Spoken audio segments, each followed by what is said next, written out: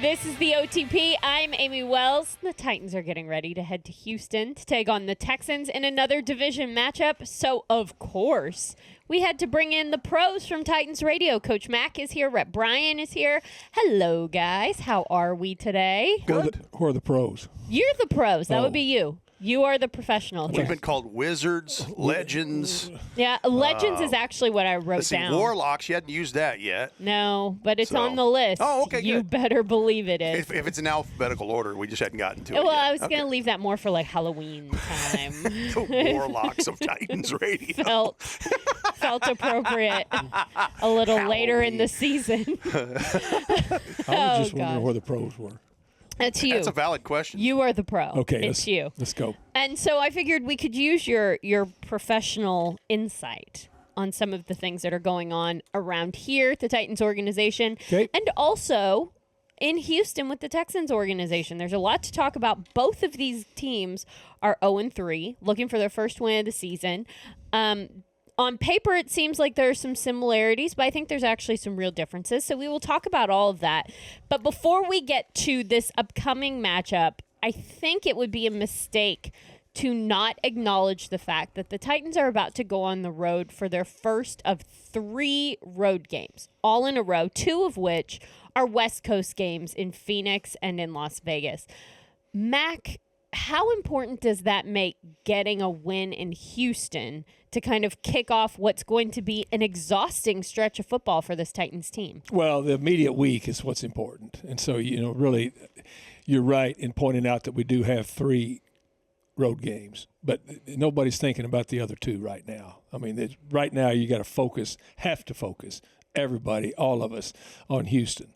And then you take the next one because you can't worry about that. I think when we saw the schedule and we saw that this was going to be a 3 road game trip, you understand what that is. I think that was a little bit of the idea of going on that 10-day journey that we went on in the preseason. So, but the focus right now is on Houston because that's the only place you can be.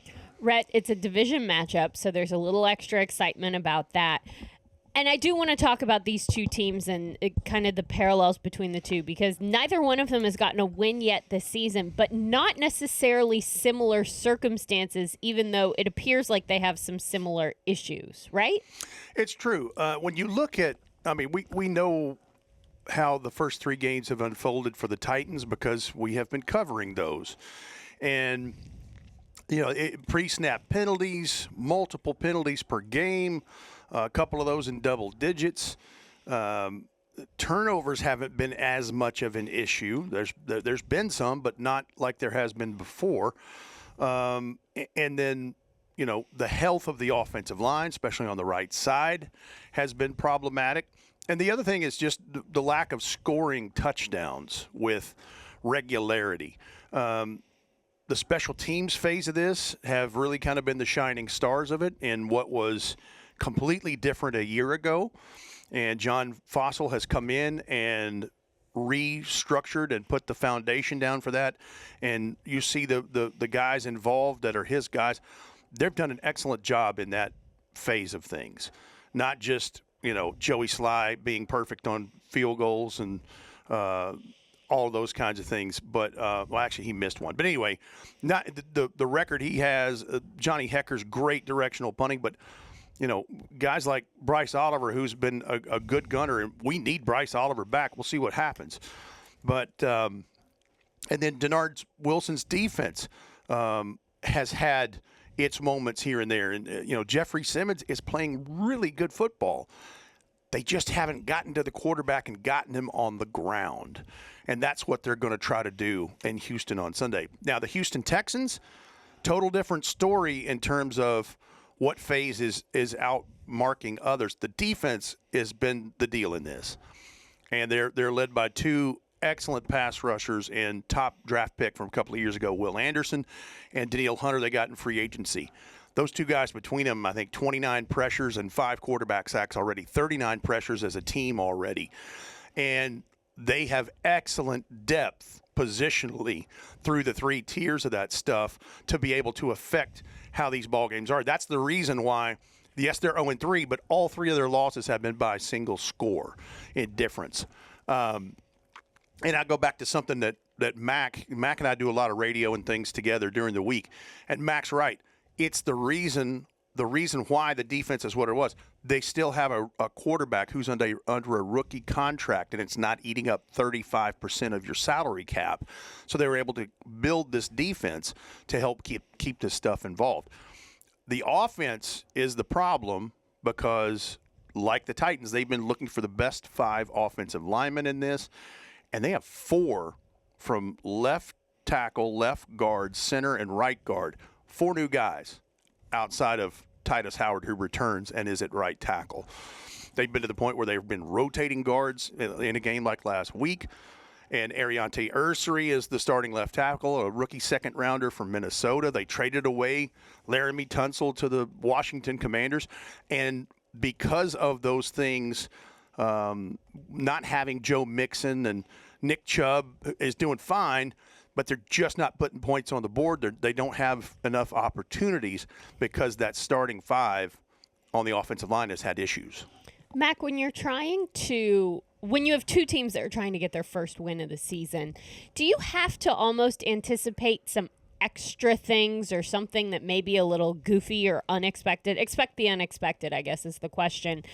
Because teams are going to throw just the book at the other team to try and get a win? No, what you want, when your team's 0-3, most teams, the ones that I've been involved with, when you get back to basics. Okay. It's what you do. You don't try to trick anything up. I mean, because clearly things have not been going copacetically. I mean, you expect what you expect is some basic fundamental football, because that's always what you go back to when things are going bad.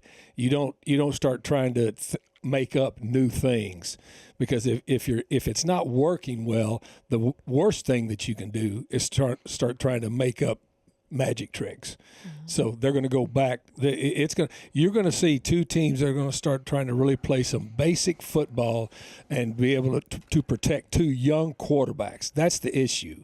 With both of these football teams, Rhett is right about their offensive line. They've got issues there with their offensive line, and that's the reason that they lost 3 ball games, because defensively they're as good as there is in the league, especially pressuring the quarterback. So, I mean, I've done every one of their games.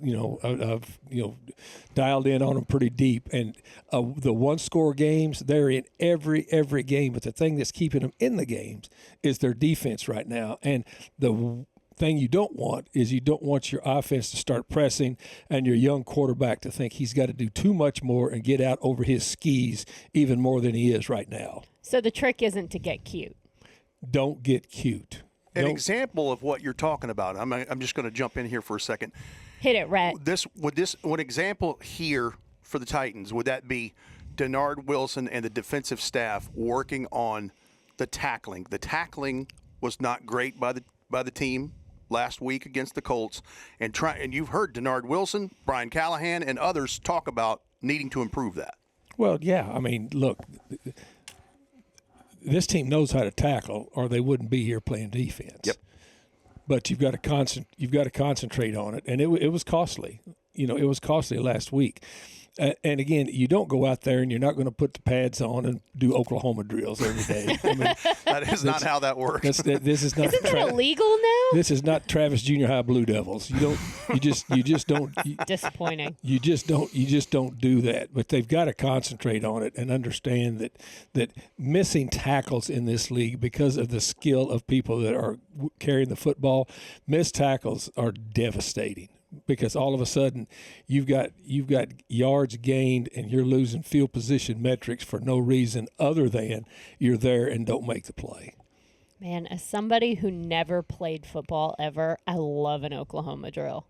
Because I never had to do it. Oh, yeah, you never had to do it. Yeah, that's exactly right. If you'd ever had to do it, you probably would have really fond memories of it. Man, as a spectator, though, nothing better. Well, it's like the people in the Gladiators. You like watching everybody kill somebody from the stands. That's it. That's it. I don't know why I am this way, but I really like it. Okay. When you bring Hellman's Creamy Buffalo Chicken Dip to the watch party, you can cheer too loud, or block the TV, or be a couch coach, and no one will eject you from the game. That's a Hail Mayo. Hellman's, the official mayo of the Tennessee Titans. This summer, SeatGeek has your ticket to the best live concerts in Nashville at Nissan Stadium. SeatGeek makes it easy to catch world-conquering tours and high-wattage performances from your favorite artists all summer long. SeatGeek has the best seat, your seat, for an unforgettable summer. From rock royalty to rap superstars, R&B to country, find it all on SeatGeek, the official ticketing partner of Nissan Stadium. It's your summer. Make it count. SeatGeek. Hey Titans fans, with a Kroger Boost membership, you'll score big with double fuel points, free delivery, and lots more. Go to Kroger.com/boost for details. Kroger, the official grocer of the Tennessee Titans. Tighten up. Now back to the OTP. Speaking of gladiators, these are two teams that are very familiar with each other. Mm-hmm. And so the fights that they have are historically just doozies. The Titans and the Texans always have great matchups. And Mac, I've asked you to compile a list of some of the greatest hits of Titans and Texans showdowns. Do you have any that come to mind? I've got 5 that come to mind. That's great. Let's go with October 21st, 2007. Okay. The Titans led 22-7 at halftime. Houston and quarterback Sage Rosenfels climbed back in it with 4 touchdowns in the second half. I was there. But yes, you were. But the consistent part of this, kicker Rob Baronis was a massive part of the final score, 38-36, when he connected on field goals of 52, 25, 21, 30, 28, 43, 29, and a final one for 29 for an NFL record. 8 field goals in a single game, a mark that still stands today. Kerry Collins made one of the best throws I've ever seen at the end of that ball game on the sideline. I mean, it was that we were done. I mean, I was in the press box. Chuck Cecil was the secondary coach, and I thought he was going to jump. I mean, and that's 8 stories up. That's 8 stories up. That second half was a nightmare for a defensive secondary coach. A nightmare. Go ahead. 4 continue. touchdowns in the second half. 11 months later at Nissan Stadium, September 21st, 2008, taking on Houston at Nissan. Texans quarterback Matt Schaub was absolutely tortured by the Titans defense, sacked 3 times, but as a result of their consistent pressure, Schaub threw 3 interceptions. In fact, the final 1 minute and change, the Texans had the ball at the Titans' 5-yard line, 3rd and goal. Matt Schaub was looking to Hall of Famer Andre Johnson, when all of a sudden at the 1-yard line, Cortland Finnegan picked it and took it back 99 yards for a touchdown. Final score, 31-12 Titans. Yeah, you put those 2 names together, there's a whole lot that comes up in these matchups. Yeah, no kidding. Yeah, more than just that play. Yeah. But Matt Schaub was just tortured. Because, I mean, in fact, the reason they were 3rd and goal is the previous play, Kyle Van Den Bosch had sacked him for a 1-yard loss right before all that happened. All right, so let's go to, let's see. I haven't gone in chronological order. That's okay. We can bounce. Here's one of the early ones. And this is the one that just kind of put an exclamation point on Steve McNair's MVP year. This is December 21st, 2003 at then Reliance Stadium. So the Titans ended up beating the Texans 38-36, and Dominic Williams hit the end zone from 5 yards out to give the Texans a 24-20 lead with 1:48 remaining in the 4th quarter. Then all these crazy things happened, wacky plays, but Steve McNair orchestrated an 8-play, 75-yard scoring drive. He hit Drew Bennett on a 23-yard touchdown in the back of the end zone on 4th and 10. Night, Texans. In fact, Drew Bennett with the shh, telling the crowd to be quiet. It was beautiful. That's what you try to do is get to 4th and 10. Yeah, that's usually the goal is 4th and 10. Of course. Yeah, 4th and 10 or more. Right. How about October 21st, 2007? One of the more memorable ones in dramatic fashion, and Mac was here for this one, December the 10th, 2006. Vince Young is a rookie. And this thing was tied. Chris Brown, the kicker, Texans kicker, tied the score with a 46-yard field goal with 2:09 to go. It ends up going to overtime, and the Titans are sitting right there trying to get it in to the end zone. Vince Young runs right, 39 yards, walk-off touchdown in overtime. Titans win, 26-20. Richard Smith, defensive coordinator, called an all-out zero blitz on that play for the Texans. And Vince Young took one step, and he saw zero blitz with everybody's back turned. Back foot hit the ground, and the next thing, he was in the end zone with his helmet off. It was that you talk about, that was chaos. Yeah. It was chaos. It was chaos with Mr. Adams coming down the escalator. It was chaos in the locker room. That was a lot of fun. And this is, to underline what Mac's saying, this is his first trip back to Houston as a professional. He's a native son of Houston. And I remember there were many, many Vince Young jerseys in the audience that day, sprinkled in with all the Texans fans with uniforms and gear on. That's awesome. It was huge. It was a wild scene. It was a wild scene, and it was a fitting ending to that scene. So I had 4, not 5, because I can't count. So here we are. That's okay. We don't require counting on this program. It's- Those are 4 really good ones. Really good ones. And Mac, you had the infamous call. Great job, Sloman. Yeah, I didn't know what else to say. It was a great job. He double doinked it, for And the it still went in. division title. I mean, At the end of the wildest year and the wildest times of our lives in the COVID year, at the end of the 2020 season, That's From it's the actually suite. January of, that's when Yeah. we were broadcasting on the other side of the stadium, completely opposite of the television cameras. in about a 50, 75 seat suite. So we were With fully catered food. It It was lovely. We had an attendant. It was great. It was lovely. She was so nice. She was great. It was fully catered. We had more food than you could have anywhere, and we were 87 stories up in the air on the opposite side, and Minus the 7. and plus, it was where the sun was shining because we were on the other side. We were blinded for the first half because you couldn't even see. I mean, you remember all that? Because it was a late afternoon kick. Yeah. We were in the dark when all of that happened at the end. Yeah. Yep. Great Derrick job, Henry Sloman. ran for 2,000 yards in that game, and then Sam Sloman doinks it through the uprights. Yep. Oh, yeah. He Great had, job, Sloman. One Great. of the all-time lines in Titans radio history. he had to hit every upright before it went in. He And did. he did, and it happened. It And the did. Like a Titans won the pinball. division. It was so great. Well, guys, on that note, I think it's time for a cookie break brought to us by our good friends at Christie Cookie. It's my favorite part of the show. Oh, my. You guys are compelling, but I love a cookie break. And today, my friends, is a special day because we have white chocolate macadamia nut. I like Cookies. the Mac part of it. And they're Mac cookies. Like the Mac part Thank of you. it. They're white chocolate Have a- Mac cookies. Have a Mac cookie. Let me say this. Christie Cookies have been an institution. Christie Cookies right here. Absolutely. They've been an institution in the Nashville area for, I'd say, probably in retail modern spaces, 4+ decades. But the white chocolate chip macadamia nut, that is my favorite flavor of Christie cookie. And they're all delicious. But this one, chef's kiss. It's the greatest cookie of all time. I'm reading this right here. They got a little thank you on the back that they write before you eat their cookies. Yeah, I they're mean, very polite. They're legit. it's a legit place. It really is. All of their signature flavors, including the white chocolate, have little toffee pieces in them. That's why they're so good. And Thank- they're delicious. Thank you, Christy.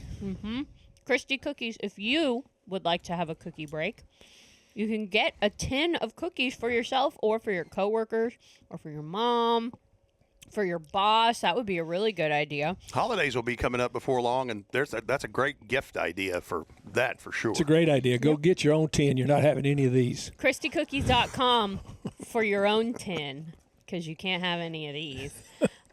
Everybody I know will be getting Christie Cookies this year. Congratulations. Merry Christmas to you Well, at both. least we know what we're getting. Yep. It's outstanding. Home is at the forefront of all we do.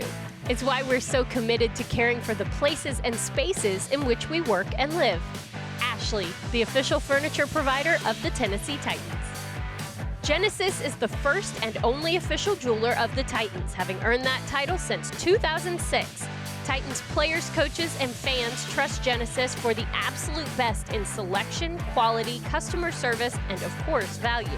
For diamonds, engagement rings, designer fashion jewelry, and the largest selection of luxury pre-owned Rolexes in Tennessee, Genesis is the hands-down winner. Genesis Diamonds in Green Hills and Cool Springs, the official jeweler of the Tennessee Titans. All right, let's get into this a little bit here, guys. There's a big matchup on the horizon, and the Tennessee Titans would like a W. So, Coach Mack, I'm going to start with you. What is one area where the Titans can really make their presence felt against the Houston Texans on Sunday?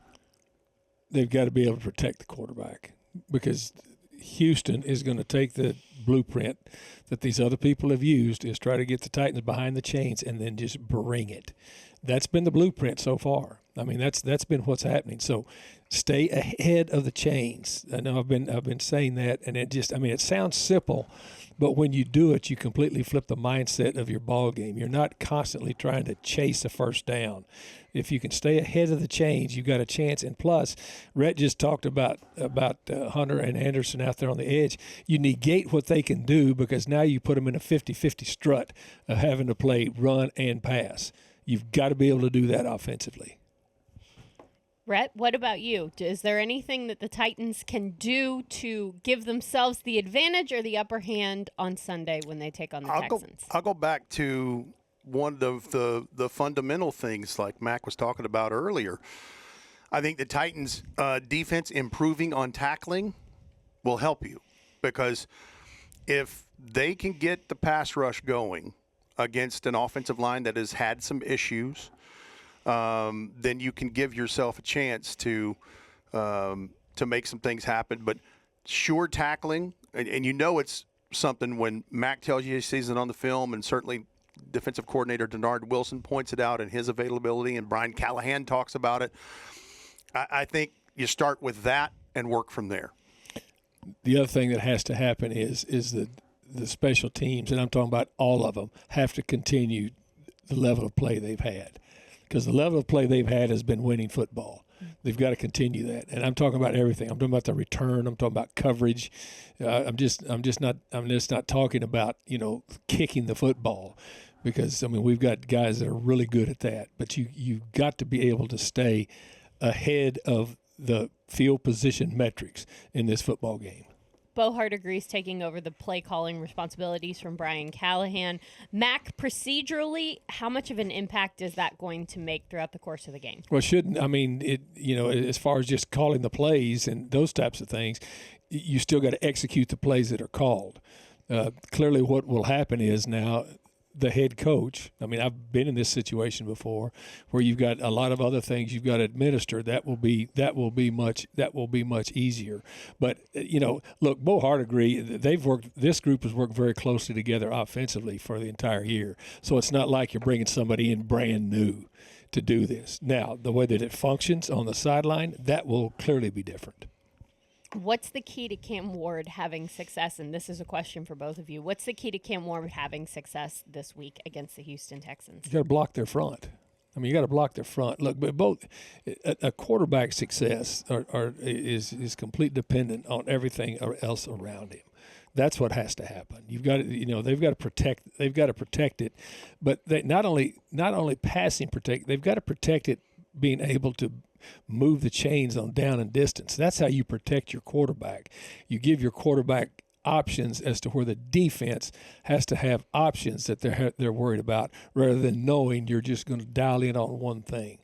I've called a lot of defenses in this league over my career, and if I only knew that the offense could only do one thing, well, then that really opened up things that I could do to them. If I have to worry about run and pass evenly, that's a different world. I would say on Cam's part, because the protection is where it all begins. But on Cam's part, don't be a repeat offender of the pick that you threw to start that game last week. And he doesn't show any propensity to be a repeat offender.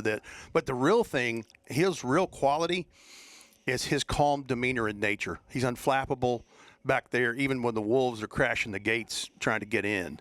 If he can just maintain that and not let the moment be too big for him, which I don't believe that'll be an issue, there's some things where he can complete a nice pass downfield and try to keep those chains moving and stay ahead of those chains. We've reached the part of the program where we talk about upcoming matchups to watch. So what groups you're watching as the Titans take on the Texans. But before we give ours, let's hear from our friend, former Titans great, Kieth Bulluck. Here's the deal. The matchup I'm looking forward to is the front seven of the Tennessee Titans going against the offensive line of the Houston Texans. We know Big Jeff is going to put pressure along with Sebastian Joseph Day and Arden Key, but in order for the Titans to really get after C.J. Stroud and cause confusion, Denard Wilson is going to have to implement some of his blitzing packages from linebackers in the secondary to give Houston Texans a really long day on offense. Titans fans, get 15% off your Little Caesars order of $15 or more at participating stores using code Titans15, that's Titans15 at checkout. Pizza. That, of course, excludes taxes and other fees. Don't be ridiculous. All right, you guys. Don't be ridiculous. Don't be ridiculous. Use your common sense here. All right, matchups to watch. Rhett, you want me to start with you? You can. Okay, Rhett. I'm going to agree with. You only got two choices to start with, either me or Rhett. Well, yeah, so I gave Rhett the choice. Okay, that's right. Let's go, Rhett. I'm going to concur with Kieth Bulluck's Little Caesars matchup there to watch, and I'll finite go in a little further. Jeffrey Simmons, who is playing really good ball against the left guard area to the center area of this Texans offensive line, because Juice Scruggs and Laken Tomlinson rotated at left guard in this thing. Now, we'll see if that's a thing again, but I like Big Jeff's chances against an offensive line that's having trouble. Mac, your turn. Protect the edges. The edge of their defense is their strength. Protect the edges. I mean, you have to do that. And again, the way you do it, you got to be able to run the football or do something so that first and second down give you third. What you're looking for, please look for it. You got to look for 3rd and 4 or less. If you got a great percentage of 3rd and 4 or less on, say, the 10 or 11 third downs you'll probably have in this ball game, you'll like that. All right. Well, I like this. I'm so glad you guys were here. Thanks for hanging out with us on the OTP. The Titans take on the Texans this Sunday in Houston at NRG Stadium. Kickoff is at noon, but don't forget, Titans Radio is on the air at 11 a.m. Central Time with Titans Countdown. We'll have everything you need to know for this matchup, so you don't want to miss it. But then Mac is on the call with Taylor Zarzer and Rhett Bryan and myself and Will Bowling. We're all going to be there. So be sure you check it out. Kickoff is at noon. For Coach Mac, for Rhett Bryan, our Titans Radio, what did you say you wanted to be? Wizards? Warlocks? Thank you, too. I'm taking this home. Professionals. Thank you very much. I'm taking this with Christy me. Cookie Thieves. Yes. Christy Cookie, and I'm taking this right here. And the Snickers. Halloween is coming. Mac's starting to steal our snacks. For all of these guys, and also myself, Amie Wells, thank you for listening to this edition of the OTP.